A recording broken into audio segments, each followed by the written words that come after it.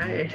Welcome to our fifth video chat. We're excited about this one. We're going to be talking about marketing and branding, one of our favorite topics. I'm Roxanne, Director of Marketing and Learning with the I2I Technologies. And as always, I'm here with my colleague, Ken Kahn, Director of Partnerships and Collaboration. So this is the fifth conversation.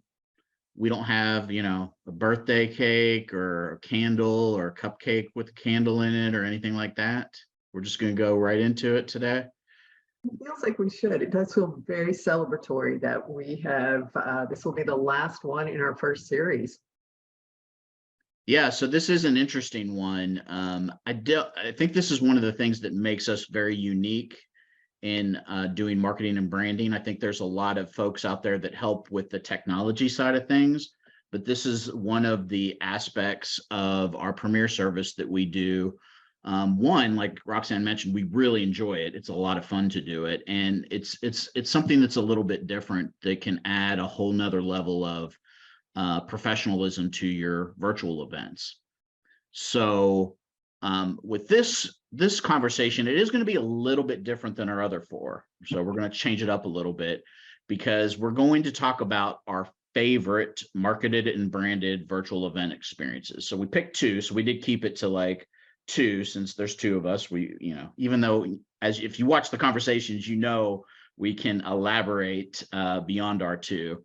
But we picked two specific experiences we had that we want to highlight. And we're going to do it in a little bit more of a show and tell this time, because it is marketing and branding. We want you to see what we're talking about. So we do have some examples to show you.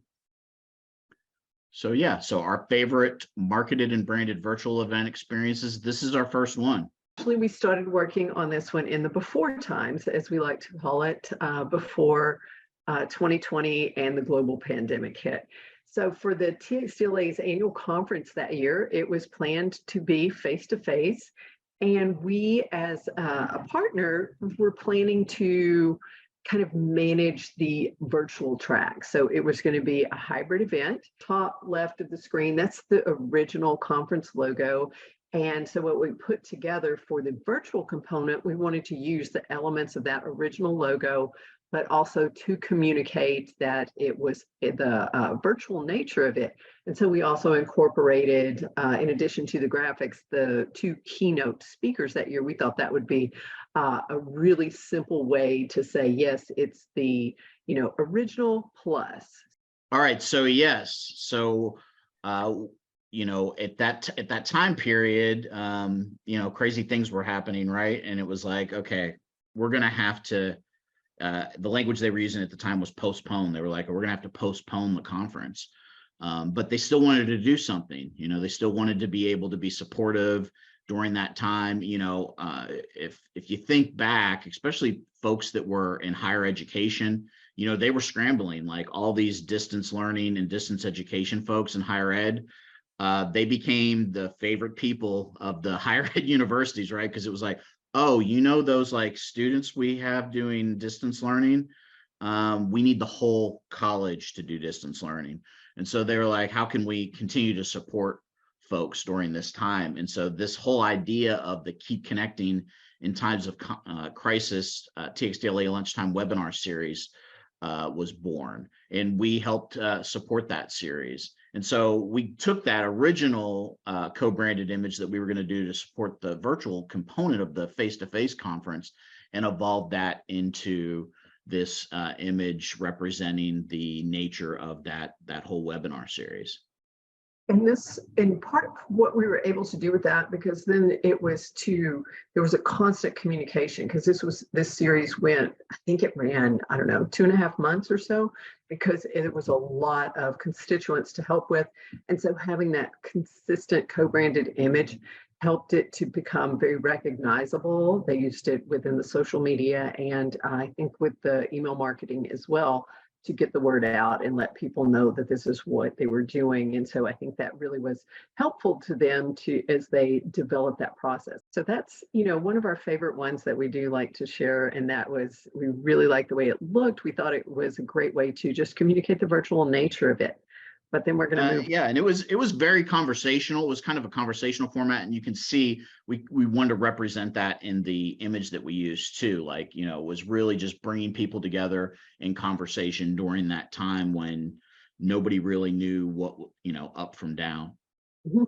Yeah, that's a great point, because that was it really built on what we like to say of like having that technology become invisible and kind of fade, because we wanted the people to be in the forefront, because at that time it really was important to have people helping people. And that was some of the stories that we did hear of people that were having, you know, video chats to help the instructors. I know personally, we helped so many people set up home offices, which kind of takes us to our second favorite marketed and branded event. And it's another one that part of the philosophy of it was to have people and conversation be the most important part of it.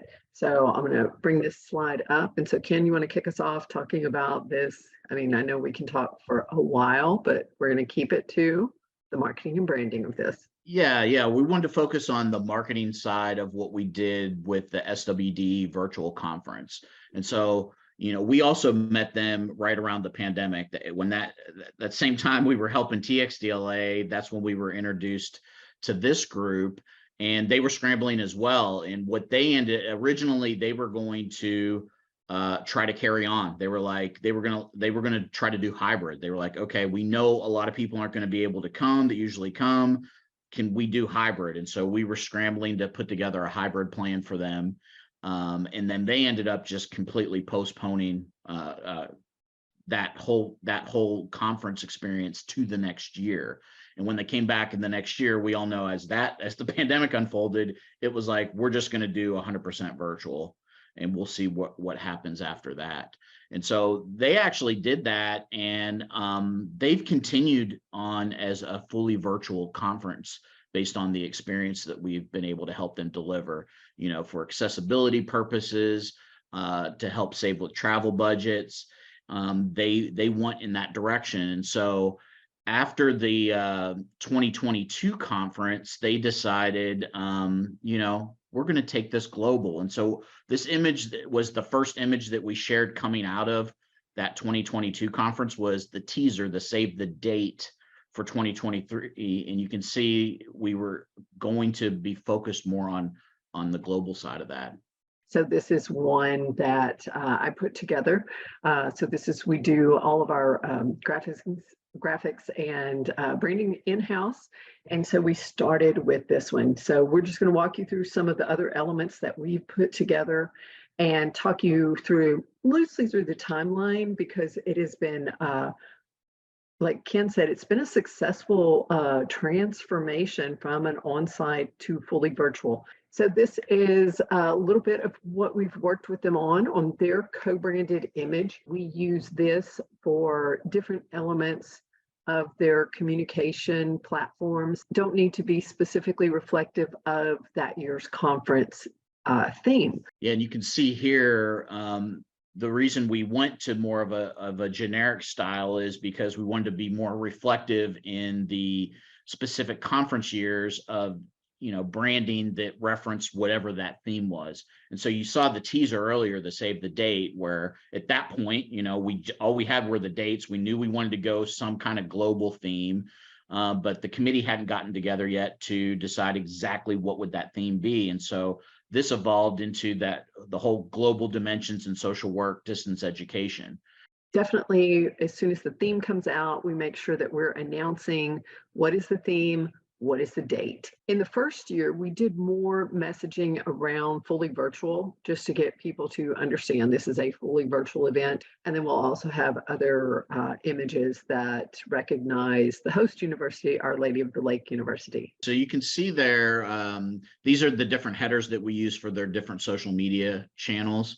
To the right, you know, you can see more of a generic icon there, and that's what we use for the profile picture. So that can stay more static, and we don't have to worry about switching that out for the different conference themes. And then new this year, we realized that we needed to add more video in the marketing of it. What we did this year was we have recorded videos. So we use an interview style, much like we're doing here, created the YouTube channel with the appropriate branding and playlists. Yeah, and some of the videos, like Roxanne was mentioning, we made some short little videos that help promote their call for proposals, where we kind of I don't know if I was going to say interview, but it wasn't like a formal interview. We just like this, we connected and had conversations with 3 different individuals about the conference and in relation to the call for proposals, and we used that to promote. And then for the keynote, we did the same thing. We connected with the keynote presenter and just had a conversation with her about what she was planning to talk about at the conference. So and then I say we, but Roxanne does a lot of the heavy lifting on the creativity part, polish up that conversation into little promotional video snippets. Yeah, and that's just some marketing we did about the call for proposals opening, and then the countdown to when it was closing. We also do the same thing for for the sponsors. So whenever they're recruiting sponsors, we have all of those images ready. We use 2 or 3 alternates so that it's not just a one and done. The other thing that we do know in marketing is you can't just say it once. So you're going to say it multiple times. You're going to say it in different ways. And then part of it too is once we do have the sponsors that come on board, definitely creating those sponsor shout outs that we share through the social media channels and also directly in the marketing channels as well. Yeah, and I don't think we have a slide on that, but on the sponsors too, another thing we help them with in their email marketing is help them create a footer that promotes their sponsors throughout that conference time too. Yeah, and so these I guess a variety of things here, because the top 2 and the one on the left on the bottom, just promoting that the session information was available, and then we had the global nature that we wanted to highlight as well, and that's kind of how that map evolved. Yeah, so we had and this one was cool too, because we put together the static map that you see here, but we also did a customized interactive. So we were able to share that during the conference. And here's some stuff that we used for the promotion of the keynote speaker. She had submitted several different pictures we were able to incorporate, and then you can see like the little quotes there we used from the description of her keynote session. And then same type of format. So one of the things that we do is to provide that consistency of that we make the announcements, but anything that comes to a deadline, we make sure that we're doing some type of countdown so that we are kind of training the registrants, people that are following on social media. Okay, look for the announcement and then give the countdown to make sure that people can meet the deadlines. Yeah, so we put together a flyer to help promote the conference this year. You can see the highlight there on the keynote as well, because in the global nature of things, what we had found, what the recommendation was from some of the international folks was like, we like to have a flyer that we can distribute. And so that was something that we put together through this. And I think the item on the right, is that with the room monitors? Yeah, that was part of the part of recruiting room monitors that help us during the sessions. So the request was to put together a flyer that just kind of is like, who would be a good room monitor, or if you're interested in this is an opportunity for you to participate and to help. So this was another, just another way to help communicate, and this was another recruitment tool. Yeah, and this was a highlight of the conference committee. So you got the conference planning committee and the proposal reviewers there. Yeah, and then this is kind of the capstone on the other side. So as we got through that conference, the last thing we did for the 2023 conference was do the announcement for the save the date for 2024. And so we're at that point now where, yeah, it looks like we're going to focus on something about continuing conversation with those 3 items, and we got the dates there. All right. Well, Ken, I have a question for you. We've kind of done that quick little show and tell. Now, based on that, What would you say like a key takeaway is? Like we've worked with this group now for 3 cycles. What would you say has been the biggest thing that you have noticed as we've helped them with their marketing and the branding of it? More consistency, right? Like when you look at their conference now, you see everything kind of goes together with from the look and the feel of things. You can see that, okay, this is all from the same event. The other big thing too is just the collaborative nature of that, right? Like it's a true collaboration, a true partnership with them in planning the conference, and I think that's a big thing with this group too. Yeah, I definitely, we've noticed we do a survey in the conference survey, and I do think people notice the consistency and the professionalism of it because we've been able to be a consistent partner. We've been able to help them kind of maintain and evolve that. Oh, look at that. Yeah, this is one of my favorite images. This actually came together last year. We were looking at a way to, follow up with the conference attendees and put this together as a kind of a representation of the hosting by Our Lady of the Lake University and our partnership with them on this SWDE conference. I get really excited about is that we're able to help on that marketing plan, like when you mentioned the partnership and the collaboration in a really deep way, so that it's not just like, oh, we just need to announce this once and then, we're over here. No, we can be very thoughtful and look at how the different images are going to work together, how the messaging works together, because at the, our goal was to help them initially transition from that face-to-face to the virtual. And now each year, the bottom line is marketing is not just about making things pretty. It's about, are you able to achieve your goals for registration? Are you able to communicate with all of your constituencies? And I think that's one of the things that we've been able to do very successfully with this group. We're going to actually do more of a full webinar that takes you through all the different aspects. So as you were listening to this conversation, if you're like, oh, like I'd like to know more about that, keep an eye out for that, because we're going to actually do a webinar that takes you through from that, save the date all the way through the 2023 save the date all the way to the 2024 save the date, and all the things that we did between there to give you some more of the detail of the planning of that event. Okay, and then we'll have a little more conversation. Like, Kim, this is very different from our others because we don't really well, we're showing final products, so that's not where the disagreement comes in, right? So the disagreement, we do have some disagreement, but that's in the collaborative development of this. So we're showing you, it's pretty and polished up at the end, but when we do the deep dive, we will show you a little bit into the creative process, perhaps how some of these evolved, because sometimes it is a winding path.